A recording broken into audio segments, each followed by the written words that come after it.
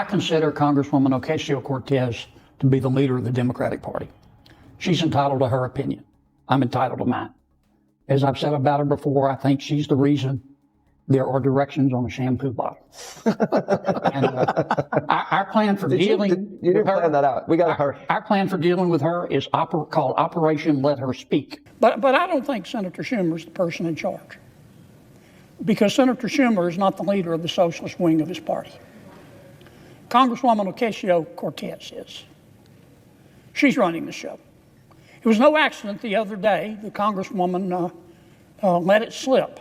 She said, if you really want to negotiate an end of this shutdown, come see me. In politics, the loudest voice is usually the one running from the truth, and tonight, folks, the truth is overflowing, so grab a drink, coffee, whiskey, water, champagne, whatever keeps you fired up, because this one is going to glue you to the screen. Senator John Kennedy did not just criticize Alexandria Ocasio-Cortez over the shutdown mess. He absolutely torched her, and yes, he dropped that brutal line saying she is the reason there are instructions on a shampoo bottle, like share, subscribe, and stay with me until the end, because you will not want to miss where this really goes, folks. Buckle up, because if you thought Washington could not get any dumber, Senator John Kennedy just dragged this shutdown melodrama straight into the sunlight. He did not mince words. He called the entire situation bone deep, stupid, and honestly, after decades of watching this town, I have never seen a shutdown that screams political theater louder than this one. Well, the shutdown melodrama continues. I love the smell of melodrama in the morning. It smells like the United States Senate. I said the other day that this shutdown is just further proof that human evolution is a slow process. This shutdown, what you're witnessing now, is just further proof of about why it took human beings thousands of years to learn how to stand upright. This shutdown is bone deep, down to the marrow, stupid. Some shutdowns are based on policy. Some shutdowns are based on politics. Some shutdowns are based on a combination of both. This one is pure. It's pure as ivory snow. This shutdown is based on politics. Let me tell you what's going on. I believe in a two-party system, Mr. President. Why? Because two parties create competition. And competition makes all of us better. It does. The Democratic Party, the opposite of my party, the Republican Party, the Democratic Party is competing within itself right now. And there is a distinct wing of the Democratic Party that is winning that competition. If I wanted to use a pejorative expression, I would call it the loon wing of the party, the loon wing of the Democratic Party. Or you might call it the Bolshevik wing of the Democratic Party. I think a more accurate description is to call it the socialist wing of the Democratic Party. I think that's fair. Now, I'm not saying that all of my Democratic friends are socialists. But there is clearly a wing of the Democratic Party that can only be described accurately as the socialist wing of the party. And that party is in ascendancy.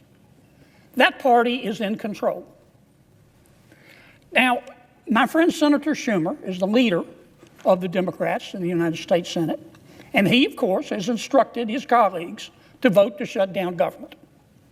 And Senator Schumer has been criticized for that. And I understand. I don't agree with him. I think he made a mistake.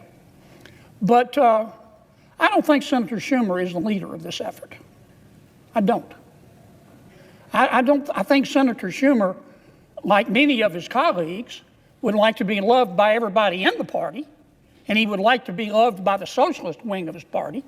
And I do think that's part of what is motivating this shutdown, and that's why I say it's all about politics. Any fair-minded person has to look right now and say that the two leading members, the quarterback, the two leading members of the socialist wing of the Democratic Party, the quarterback is Congresswoman Ocasio-Cortez. Now, her substitute is Senator Bernie Sanders.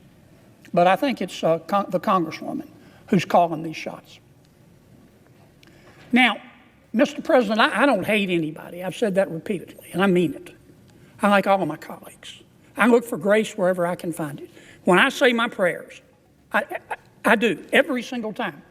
I ask God, don't let me hate, because it's hard sometimes. It's hard up here. But I do. I say, God, don't let me hate. And I certainly don't hate Congresswoman Ocasio-Cortez. I want to make that very clear. She has the right to her opinion. She has the right to try to have the socialists take over the Democratic Party. That's the American way. Ironically, I think what she's doing is anti-American, but she has the right as an American to do it, so I don't hate her. But I judge her by her policy. She has her opinion, and I have mine. And I have to judge her candidly by her policy. Here is what the socialist wing of the Democratic Party, led by Congresswoman Ocasio-Cortez, has said to the American people and to the United States Congress and the Republicans in Congress. If you Republicans don't agree to make the federal government $1.5 trillion, not $1 million, not $1 billion, $1.5 trillion bigger, we're going to shut government down.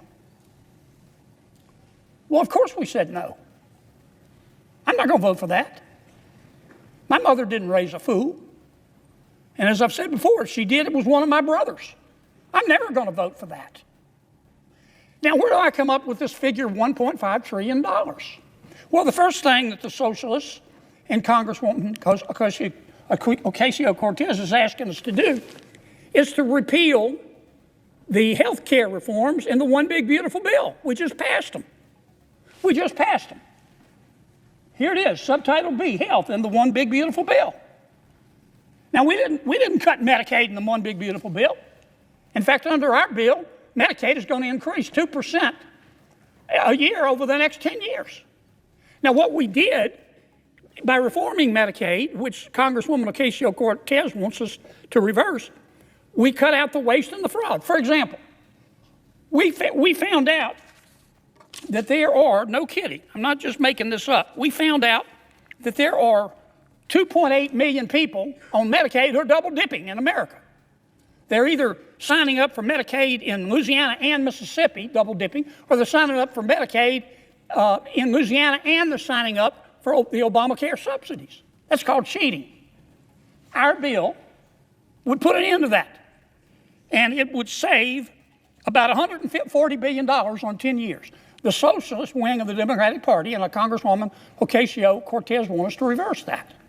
The second thing we did in our health care reforms in the One Big Beautiful Bill is to say you've got to stop lying when you apply for Medicaid. Under President Obama, we had virtually no eligibility checks. People could walk in and the Medicaid folks would say, how much do you make a year? And they could say $30,000 a year. And they'd say, okay, you qualify. Now, I trust people. I've said it before on this floor. I play cards with my friends all the time. They're friends. I cut the cards anyway. We have found, for example, just in Louisiana, we did a statistical sample of the people on Medicaid in Louisiana. Our auditors found 1,600 people on Medicaid making $100,000 a year or more. That's cheating. So our bill put an end to that. Senator John Kennedy lays it out plain and simple. This is not about policy funding or helping the American people. This is about Democrats fighting themselves, while the far-left socialist wing grabs the steering wheel. And according to Senator John Kennedy, the person calling the plays, holding the clipboard, and acting like the quarterback is none other than Alexandria Ocasio-Cortez.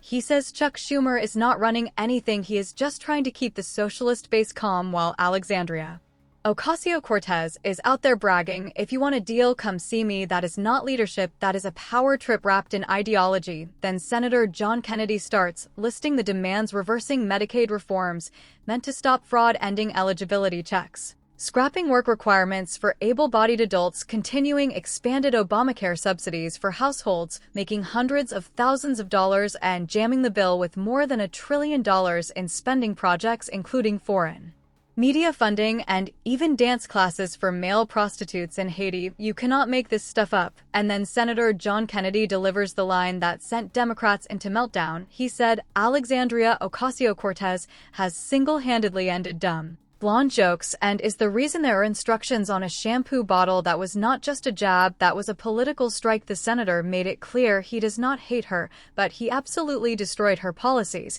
And he is right, Americans are exhausted from being held hostage by a faction demanding $1.5 trillion in spending just to keep the lights on. Republicans are calling for a clean, continuing resolution to keep negotiations going. No gimmicks, no add-ons, just keep the doors open. Meanwhile, the Alexandria Ocasio-Cortez wing says, give us everything or shut it down, folks. That is not compromise, that is extortion dressed up as progressivism.